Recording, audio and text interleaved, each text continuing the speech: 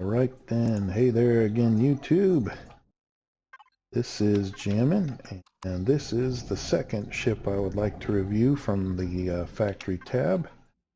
It is called the Core Horizon, right? And it designation comes up on your HUD as the Lev A23 Horizon when you have it. And on this ship, the landing pad is kind of right up here in the front, which if you had a big there's several larger small vehicles. If you had one of those, it kind of blocks your view. I had a pretty large one that I was using when I was trying to get through this stuff. So anyway, the Cobalt Moon doesn't block you too bad. Yeah, this ship doesn't have that access hatch down here on the bottom like the Sparrow that we were looking at in the other video. Okay. So it has a back door here. It has, this is the detector. I took the ore and container off. Once you're inside the ship, or basically anywhere you're pointing at the ship, you can turn it on and off. This ship does not have a gravity generator, so that's a drawback compared to the Sparrow. So I just turn my jump jets off and I can't move at all, so I have to turn them back on. And now let's see, it does have a pretty nice medical bay. It has the med station, and then it has a couple of extras that can kind of help you with stuff. And in reality, if one of those isn't the problem that you're having, you can pull out your multi-tool, pull it into your inventory, medical devices, you put it back on your toolbar, and you click the one that you need. Radiation poisoning fever, radiation burn, broken leg. You know, you can change that on the fly to make it do what you need it to do. So it's not the end of the world to not have all of them, but then again, you don't want to have to change it every time you turn around. Now, this vehicle by default comes with no grow plots like the Sparrow did, so you're going to have to make pretty regular visits back to your home world while you're using this vehicle, if this is the one you choose, to keep your character in food, you know. So grow plots on a vehicle kind of are very helpful. And I can't really, I mean, I'm sure you could put some in here, but like I don't like hanging out too close. See, the radiation's off the chain in this section, so I don't like hanging out too close to that thing and getting radiation on me all the time. It does have an advanced constructor that's kind of helpful when you're working towards the bigger ships, but that's not really where we're going to be at when we're in this basic ship. It's real hard to jump from there to there. It has a bed to sleep in. That's kind of good when you've got a whole bunch of things being created and you want to pass some time.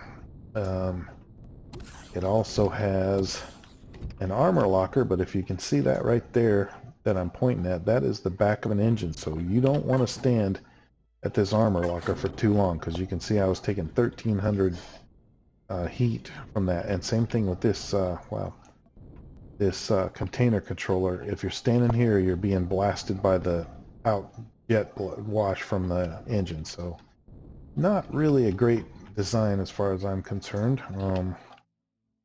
It has two guns on top. You can see kind of that my ship is obstructed from view, but that's okay.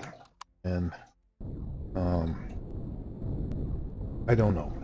If I was starting all over again, I would pretty much just go from the Sparrow to the one that I'm going to show you in the next video. So this is an okay ship. If you get in a fight with any other, like if I were to go and attack that freighter or that orbital production, I would get pieces of this ship blown off left and right, and I would have to go back and try and figure out how to put hardened metal on it. So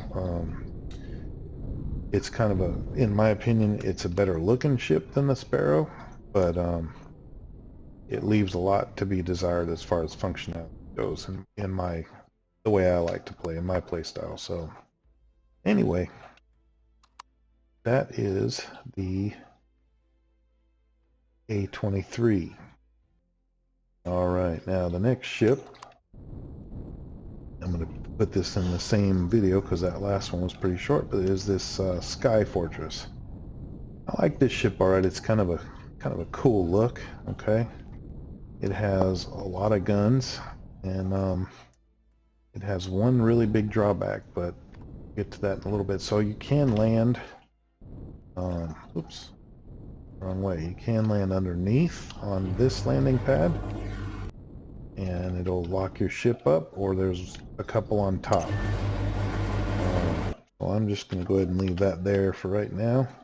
But normally, when I was using this ship, I would put this on top, because if an enemy attacked, I wanted all my guns facing them, so I would put that to the bottom. But your ship can also, your personal vessel can also attach right up here or here, any of this little landing area. So you could put it right there. And then there's only the back entrance to the ship, if I remember correctly. Yeah, so it only has the back entrance. The other big thing it does not have, it has some jump jets there to take it off, make it go up and down. Okay, but it does have some front-facing ones. I guess no. I don't remember if those are engines or just lights. This thing, once it's going, it doesn't like to stop. So this is the biggest drawback to this ship. I actually was trying to get rid of it when I figured that out, and took it to a defensive station, and it was able to actually destroy the defensive station, so I kept it around for a while. Anyway, I'm glad I did. So inside this ship there is an O2 station, right? There is no gravity generator. If I hit the jump jets off, I am totally floating around, can't move a muscle. It has, you know, just like a lot of them that we've looked at so far, it has a fridge and it has a food processor. I suppose if you wanted to, you could clear out this back area and put in some grow plots, or you could just probably put them on top, but you don't want to get them in the way of a door, because then you can't get in the ship. So you could probably put a grow light in here and grow plots if you wanted to use this as your first ship to get around. I'm not a real big fan. Now when you come through this area, you're totally exposed to the radiation. That's what's making that funny noise. And it's not a big deal if you have the right radiation thing in your suit. However, you don't want to stand here too long. You don't want to get too close, because you also can get overheated big time right next to that stuff. So that's just not a super great design. And of course, if you get too close to the pentaxid tank, it goes crazy on you. So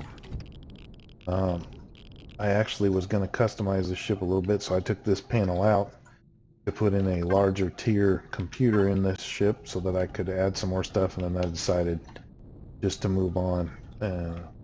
So here's the armor locker. It's got an armor locker. It has a captain's quarters and a little storage facility to put some stuff in.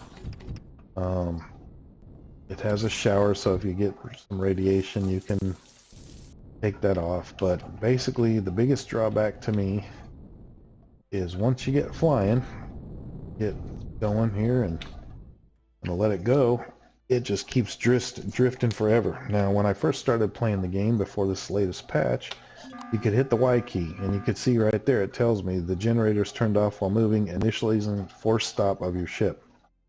That is not working currently anymore. So you can see I'm still gliding. If I try to get out, it'll tell me, well, it's not telling me anything till that message goes away. But if I'm hitting the F key constantly, which should get me out of the pilot seat, but it won't let you. Please stop the ship to exit the cockpit. So the only way I've found since the patch to stop this ship, that tapping sound you hear is me feathering the S key. Even though it doesn't have front jumpers, you can eventually get it down to 0. But you have to tap. If you're moving full and you just hold back, it's a very slow descent down the speed. The other way that I found to stop it was to smack face first into an asteroid, but that seems pretty, doesn't seem very practical. So For me, these latest two ships are kind of a big thumbs down compared to the Sparrow. The Sparrow can get you out in the universe, get you where you're farming all kinds of stuff, all these asteroids, so that you're ready to move on to the next ship. I did like the concept of this one. It's got a lot of guns. It still is not ready for a real battle if you go after any kind of Dirac vessel that's not a drone or space station. It's probably going to get blown to pieces, and then you're going to have to figure out how to put it back together. So, not the greatest, but it did take out one of their defensive stations pretty easily. I thought that was kind of cool. So, definitely has a lot of firepower down here, but it just isn't the ship that I would use. I'd rather use the Sparrow and just kind of run away from danger until I get to the right level to get the next ship. All of these introductory ships are just not really up to the task of going to battle yet. So I'm trying to turn off this big vessel so that I'm not wasting energy on it. There we go. Now I can go back to my Cobalt Moon, and I will see you guys in the next video. Thanks for watching.